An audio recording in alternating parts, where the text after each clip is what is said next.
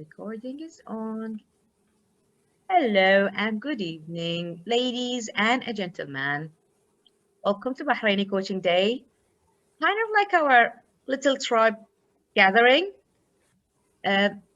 We want to thank BSTD and ICF for giving us the opportunity to have these sessions recorded, which will be there forever as long as YouTube exists. Hey. So, how are you guys? Good, thank you. And you? Good. Thank you. So, where are we going with this, Samir? The way I thought of thinking about it is we as coaches, we are all superheroes, whether we admit that or not. So, our session today will be, who are we as coaches? Which superhero resonates with us? How do we show up as coaches? What do we bring to the table? And where are we going?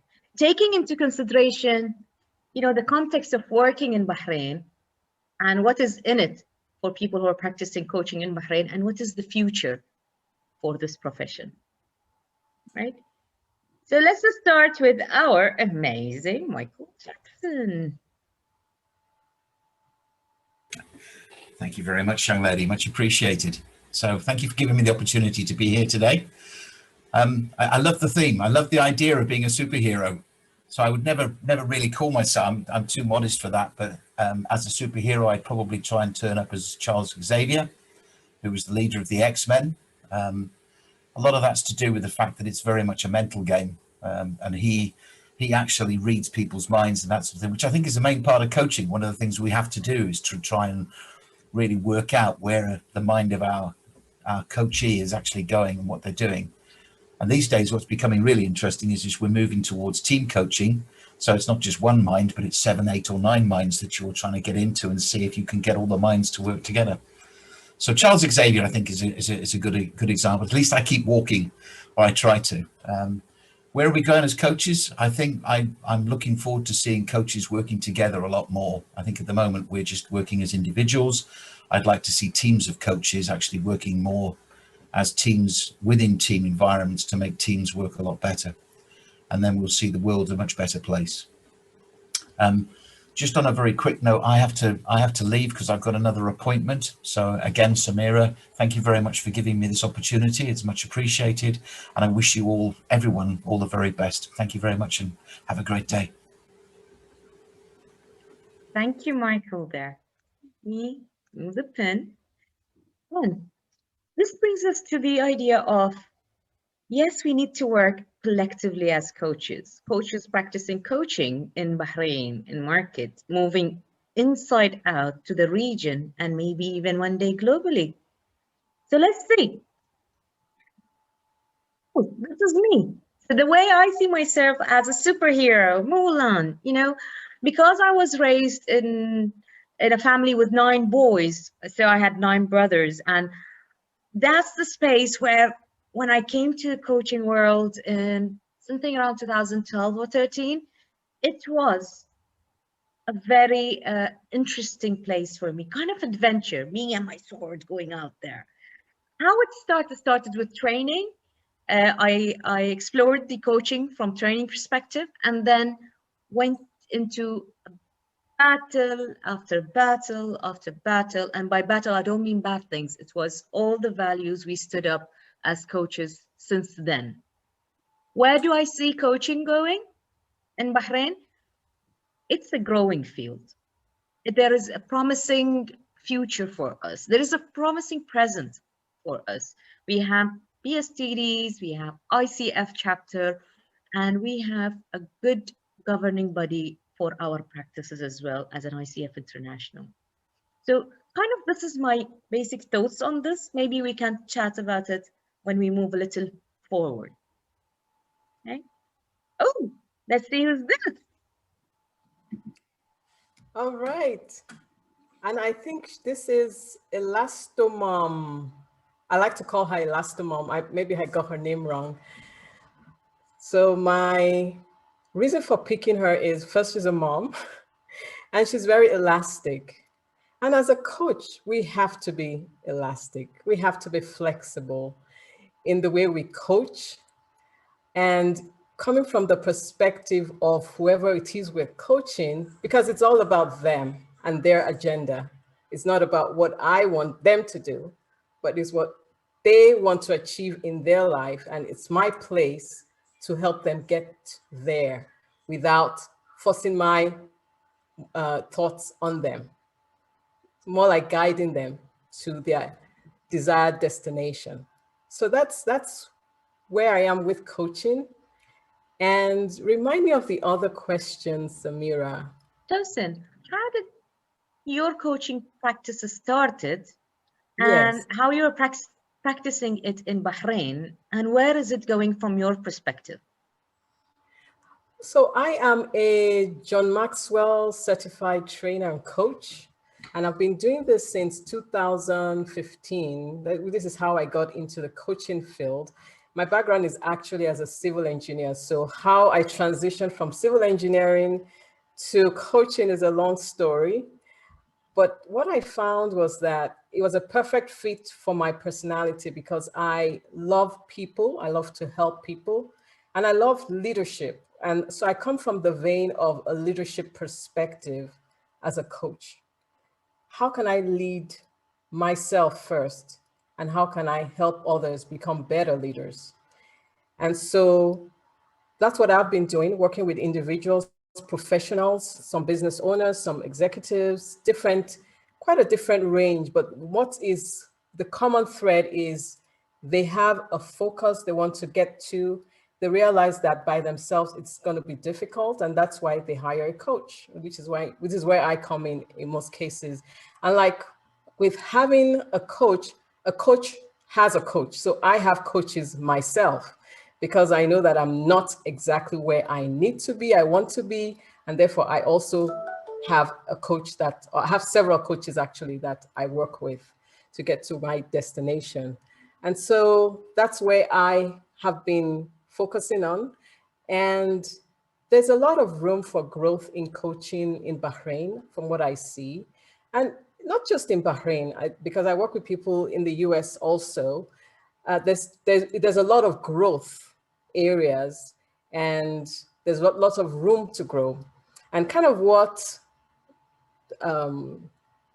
Mike talked about earlier about group coaching, that's kind of where I'm tending to go more into, where groups of people get together and kind of help each other and support each other and collaborate and work together to get to their desired goal.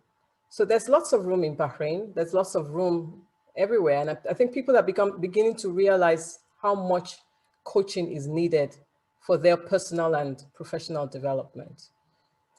And yeah, so that's where we are. I mean, that's a good point. I actually kept a note here to come back to it, Tosin, is looking into which platforms we have here to enable those kind of collaborations between different types and backgrounds and specialities of coaches in Bahrain. So we know that we have coaches who work with organizations, life coaches, performance coaches, team coaches, project management background related coaches, such as Mike himself.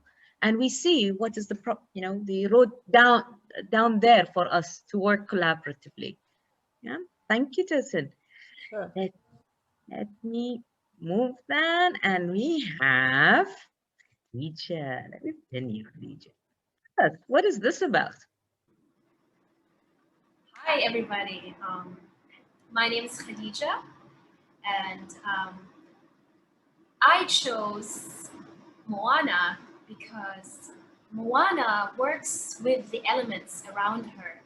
And when I see myself as a coach, I work with what's in front of me right now with my client, and we channel into that inner wisdom and our inner nature, and we try to be present and listen to, I guess, and that's what Moana does. She connects with the elements around her to get the wisdom of the elements and help her on her quest and discovering the solution to her, to support her family. And also, like, I chose Moana because she's an emerging leader put in a situation that is very unknown.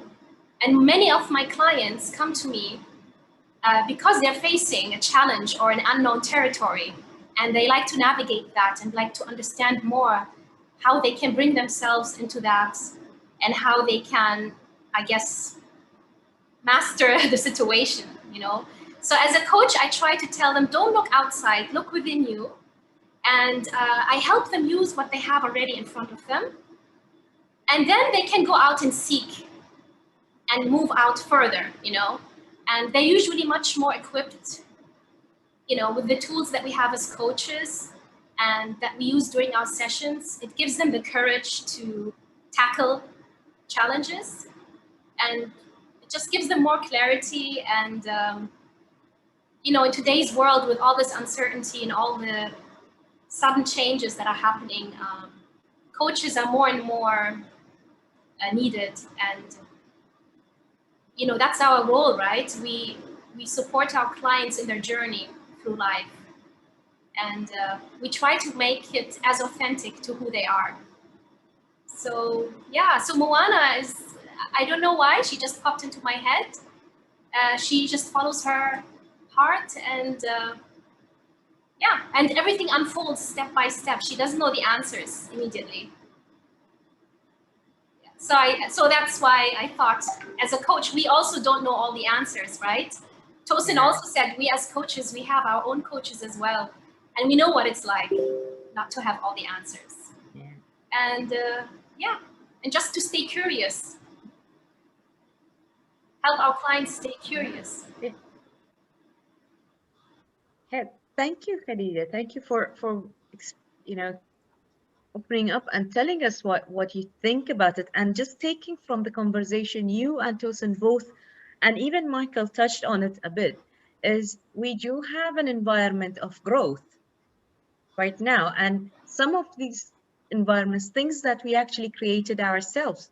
So a question here for you guys: what is working for us right now in the system that's enabling us to become better coaches?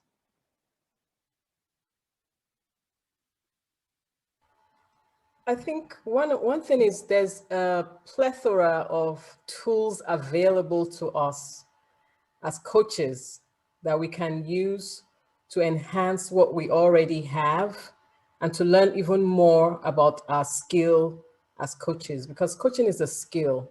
It's something that we can learn to be better at. And so there's so many organizations that provide tools. Like I said, I'm part of the John Maxwell team. There's lots of tools that's provided to us to become better coaches. We even have coaches within our organization that we coach each other. And so maybe that's something we could even consider here in Bahrain, set up a way where we can coach each other. I don't know if we have that already, but coaches, we could do that. Right? Yeah. And interestingly, I see the DISC logo behind you. So there is an element of coaches being equipped with tools, as you said. So it can be a school of thought, such as John Maxwell's and the rest. And of course, such as set of tools, such as DISC and other tools. So what would be your thoughts around coaches to enrich the coaching experience with these type of tools? Well, in my coaching practice, I do use these tools, like you said, like the DISC. That's part of what the tools that I have. And I'm learning even more. I recently heard something about a global DISC tool, which I don't know much about it, so I'm not going to mention too much about it. But there's lots of tools. I'm going to write it down. That I want to learn about, whatever can enhance the experience of my clients to better understand themselves and to better bring out what they already have. I'm willing to explore and adapt. Yeah, that's a mindset there, right? Yeah. It's mindset of ever growing. Ever growing, exactly. Right? Yeah. What do you think, Khadija or Michael, if you're still around? Tell us, what is working for us as coaches right now, practicing coaching, whether in Bahrain or globally? So in terms of tools, I think it's a never-ending.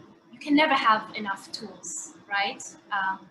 Just like all our clients are so diverse and their needs are, there's a wide range of needs. So currently, for example, what I'm doing is I'm getting certified in adult development because believe it or not, we grow till growing is a never-ending process, and the humans have different forms of mind across different stages. So what's working for me is what I realized is age does not define the form of mind. It is a range of, it's a very complex world that's going on in the client's head. So understanding where my client is at with adult development and understanding how I can help them transition into a phase that would serve them better in their leadership role or in any role that they are playing at the moment. That is something I thought is very fascinating and interesting. And that's what I'm working on right now. Yeah. So. Yeah. Thank you, Khadija. That's an interesting path of development you chose. I mean, we do encourage that, you know, for us to be one of those top world-class coaches, we are in that growing path on constant. There is no end for it. And that's the model that a very good coach will represent, right? Michael, if you're around, please feel free to pitch in. What is in the system that is working for us as coaches? Are you around, Mike? Let's give them. Mike is in space. And that's a learning there for us, right? It's never-ending place of learning. Now, what would we want to have happened? And oh, that's a mouthful of the question. What are we aspiring as coaches who are practicing coaching in the field would love to see happen for us to grow even more?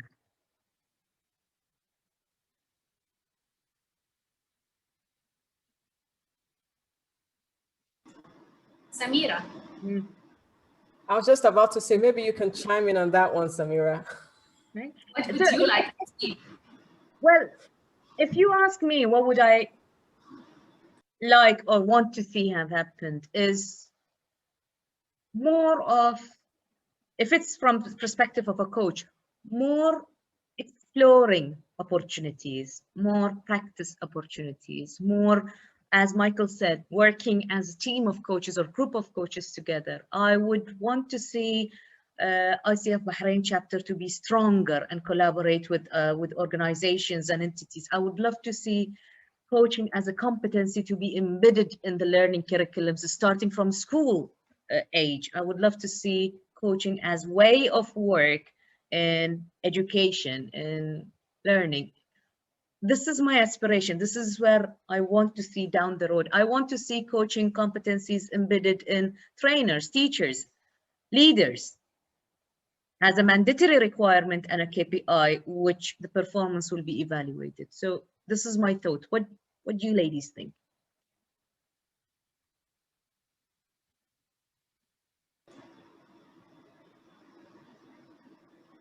I would love to see, just to add to what you said, because everything you said is I think all of us coaches aspire to have coaching to be more integral to the society as a whole. And when you said about, I would like to introduce the youth more to coaching, because if we start, I mean, if it becomes part of our culture and part of our upbringing, you know, this idea of, you know, harnessing the power of coaching in our day-to-day life and making it like a life, part of the life skill, you know, a life way style. Of living. A way of living, exactly. Because it does touch on all aspects of our lives and we are all interconnected. So when I coach one person, this person, the effect of the coaching is not reflected only on this person, but also on the people they interact with and their community and their family and their workplace. So I would love to also see more knowledge sharing amongst coaches. And you know, with the technology and with the digitization, and it is more possible than ever now to share knowledge and to share experiences and we don't have excuses anymore to say, I don't know how to do this. We can reach out to each other and connect with each other and fill each other's gaps and rise together as coaches. That's what I love to see, a more interconnectivity and knowledge sharing. And I believe that the BSTD and the ICF Bahrain chapter, that's one of their roles as well, to facilitate that, to support the coaches in that quest. Sure. I agree. Tosin, go ahead. Just to add, I think what both of you said is just spot on. Maybe what I'll add is just that we can raise the awareness of coaching even more. I think to some extent, some people still have some kind of stigma against coaching, which is not necessary. But if they had a better awareness and an understanding of how it can benefit them and us as a community, it will really go a long way. So raising that awareness will help. And just like Khadija said, I think BSTD having a day like this is doing that already. And let's continue to do more and more of that in our community. Yeah. Tosin, actually what she said, and of course, building on what Khadija said, is looking at it on a strategic level. When you said, hey, Samira, I have coaches who coach me.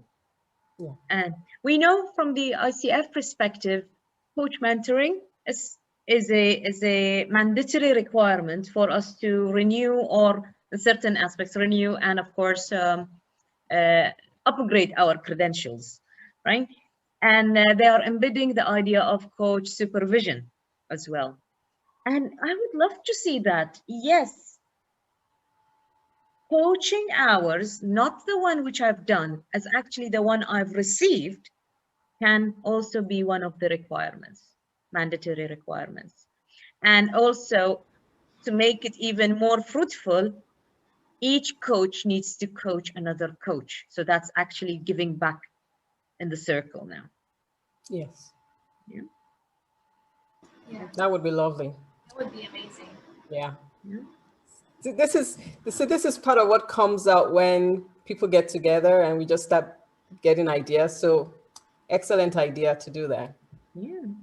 And we even after, of course, when we are done, it is an initiative which is done in partnership, strategic partnership with ICF Bahrain. We will send the link of all events, around 14 to 16 sessions were recorded, will be sent to ICF, and maybe with collaboration with Khadija, is writing down what was our main learning from such event, and what are we looking at, kind of like empowering and improving and developing and flourishing the field of coaching, right? So let me bring this to a nice end here. What would be your best advice for Bahraini coaches or coaches practicing coaching in Bahrain, from your perspective?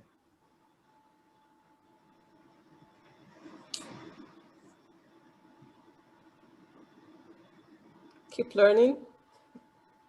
Learning never ends. Keep practicing. I tend to have met a few people who got really excited about coaching, and then for whatever reason, they stopped. Not sure why, but it's something that we shouldn't allow anything to stop us from being coaches. So it's a path that we don't know how many lives we can help change, and how many lives we can help form, and how many people we can help get to their goals. So when we stop, it just stops that flow. So we should keep on the track of being coaches and support each other when we get to a point where we feel like giving up. And that's what I would like to see us continue to do, supporting each other in our quest to be coaches, to be great coaches. Right, so I'm hearing support each other and continue to be a coach and grow as a coach. Thank you, Tosin. Khadija, what is your best advice? Keep going, stay connected, and don't shy away from asking for help, and give and receive. I mean, we're all here together. What something maybe we didn't touch on is the pro bono coachings and the community support that coaches give sometimes from their own time, not even as a professional. And yeah, so we give and receive, and you will see, you will grow. Khadija, because you are from that specific area, I'll ask you what opportunities ICF Bahrain chapter is giving for the members and the community to practice coaching or benefit from coaching. Yeah, so something that I had benefited from, and now being part of the ICF Bahrain chapter, we are offering to coaches, is opportunities to give back to the Bahraini community. And there are many programs out there, and we point our coaches to any initiatives that are coming up. For example, right now we have the Ignite initiative that is focusing currently on the educational sector. So it gives opportunities for coaches to donate their coaching hours to top leaders in the education sector of Bahrain, because that would eventually trickle down, it would trickle down from top to bottom, the effect of it. And it would, affect the greater community. Personally, for me, I had participated in youth coaching before here in Bahrain. There are opportunities that you can coach startups and entrepreneurs here in the Bahrain community with Injaz and Mashru'i. So being part of BSTD and ICF Bahrain chapter keeps you connected and keeps, whenever there's an opportunity to give back, you will see it, and you will not be alone. You will be with other coaches doing it together, and you learn on the way as well. So yeah, and you get exposed to different styles of coaching, and some people have chosen their path after some pro bono coachings. They have chosen a new path in their career as a result. Experiment and learn. That's true. Khadija, how if I'm a person who's interested in coaching, either to be coached or want to coach, I can connect to ICF Bahrain? How we can connect? You can connect with us. I mean, either you contact us through our social media. What is the handle? It's ICF Bahrain chapter, and maybe we could share it somewhere. Okay. And yeah, just look up ICF Bahrain chapter. The Instagram is quite active, or Bahrain chapter ICF@gmail.com. Our lovely Leila is on top of it, and she will direct any inquiry or any question people have to the appropriate, entities. So yeah, we love to hear from everybody. Joseph, would you want to share any way of connecting with you if you have any initiatives, either to be coached or to coach within your activities that you do in Bahrain or globally?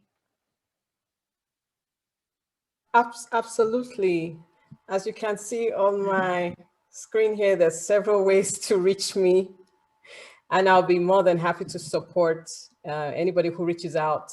Either they want to become a coach or they want to be coached. I'll be happy to support them, whichever way I can. Thank you. And isn't this bring us to the coaches are superheroes? We are there, we have a mission, and we can work collectively to connect with BSTD. Of course, you're on BSTD channel. You can always connect with us.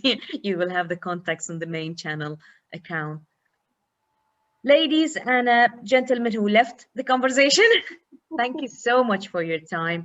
I'm sure the coaching community in Bahrain and globally will appreciate your time and input in this video. Thank you. Thank you, Samira, for having us. Thank you so much for having us. This has been fun. Thank you. Thank you.